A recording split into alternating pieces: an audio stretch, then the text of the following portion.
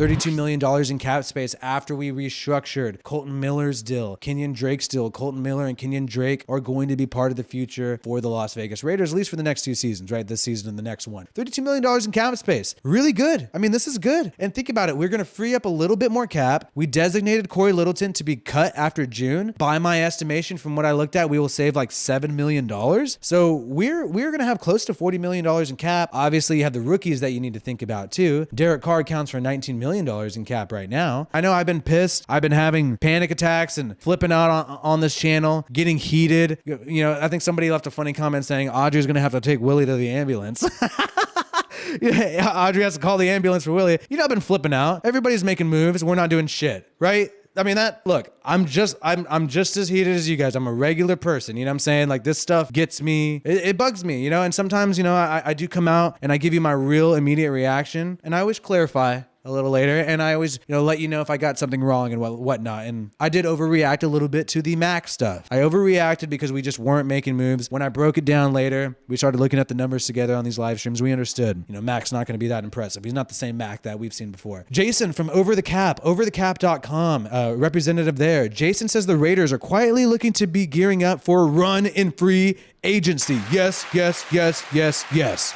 Crosby may eat into some of the cap room, but the 7th most cap space before the Crosby deal. Keep in mind, the Crosby deal kicks in next year. He's only going to be $4 million this year, and $11 million coming off the books June 2nd after you get rid of Corey Littleton. So I guess I was wrong. It's $11 million, boom, when you get rid of Corey Littleton after June, giving them plenty of cap space to work with. So according to SPORAC and Over the Cap, we have $32 million right now. You're going to free up 11 with the Corey Littleton cut. So basically we'll have $43 million. $43 million to spend with cap. $43 million to spend in free agency. Maybe you go get maybe you can afford a Juju Smith-Schuster. Maybe you can afford a Calais Campbell. Maybe you can afford a J.C. Jackson. Now, if you're going to tell me we're going to roll with Carr, get Calais Campbell, J.C. Jackson, maybe somebody like Juju Smith-Schuster, maybe somebody like DJ Shark, you know, maybe trade for somebody like Metcalf, I am very confident that we could win the division. Straight up.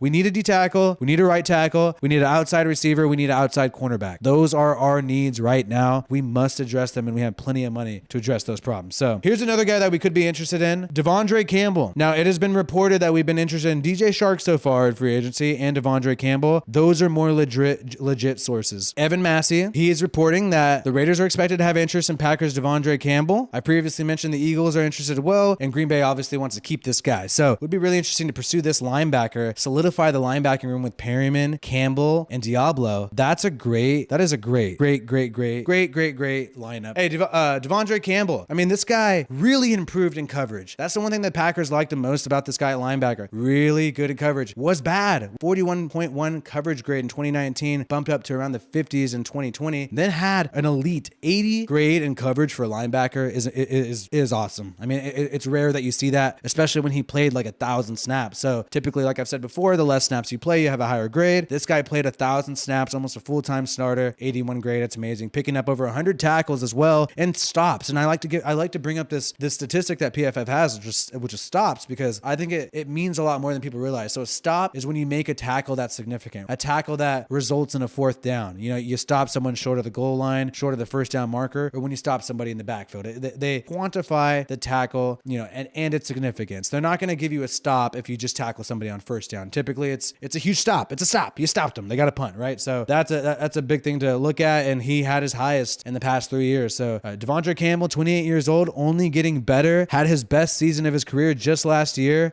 If the Raiders are apparently interested in him, according to a couple beat reporters around the NFL, I say go for it. Let's solidify the linebacking room. We got Diablo, Perryman. Let's go maybe get DJ Chark, you know, on the outside as well. JC Jackson, if he's not available, maybe we look for a Carlton Davis or somebody like that. I'm not sure. Maybe even hit the draft at cornerback. Casey Hayward seems like he might be coming back, might be interested. So let's build this team. Regardless of who's going to be here. Projected contract for Devondre Campbell is $9 million a year. He is set to make $9 million a year. Let me know in the chat. Yes or no? Would you pay $9 million a year for Campbell? Is that what you guys want? Let me know in the chat right now. Yes or no? $9 million a year for Devondre Campbell. I want to see a written.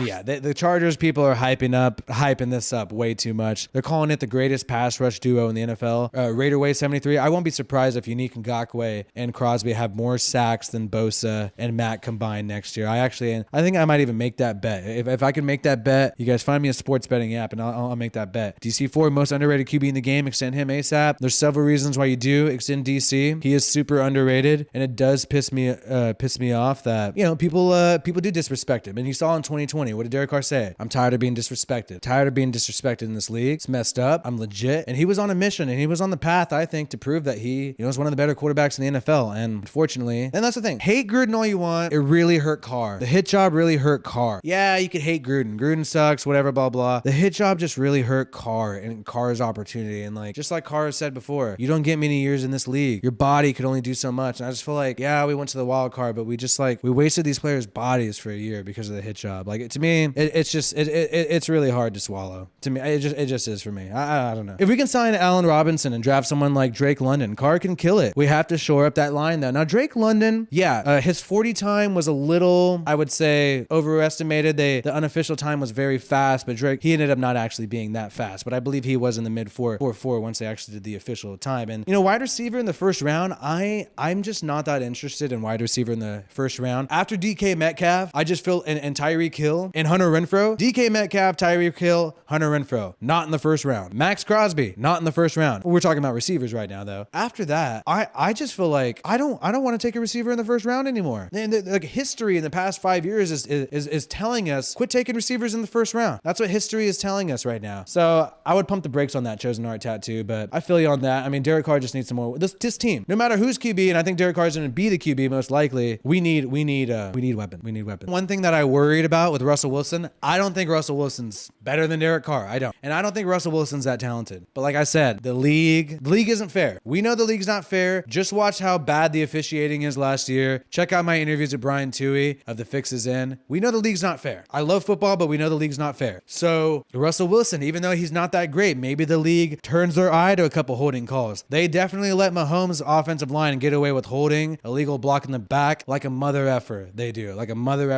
And it's a complete shame and disgrace for the integrity of the game, what they let Mahomes' offensive line get away with. I will say, he's not that great. If the Raiders don't have good plans, or if the league doesn't have good plans for the Raiders, if they don't want the Raiders to get ahead, then maybe you see a game that's as effed up as the Bengals versus Raiders game. We know that game was not fair for us. That wild card game, the refs decided early in that game that the Raiders were not going to win that game. There was a decision made at a certain point by the refs where they were like, the Raiders cannot and will not win this game. It really did feel like that, right? So look, Chef, this is always going to be a concern. You know, this is always going to be a concern no matter who's quarterback. Even if Derek Carr is there, Deshaun Watson, I don't know. You know, I don't know. No matter who's there, we're always going to have to watch out for this. And like, no shows on TV and no other channels talk about rigging like I do. I literally freaking interviewed the Godfather, you know, the main head of The Fix Is In of talking about rigging in sports, Brian Toohey. I've interviewed him on my show multiple times. You could check that out on my homepage in the playlist, The Dark Side of the NFL. Nobody's going to tell you straight up, like me, what was a bogus call, what was rigged, right? And I could still be a football fan and love the game and do that because it's a part of life. High school games are even sometimes rigged. You know, and I know it sounds funny. We even joked around about this on the Brian Toohey show, but it's funny. Sometimes, people pay like refs in high school sometimes, bro. If you're a high school ref, what do you make? Like what, $15 an hour? And some guy offers you $1,000 to fix the state championship game? You think that's not going to have an impact? Yeah, and look, people gamble on high school games too. I know, because Fresno's kind of a good football town. I will tell you, there's more stuff going on than you think, but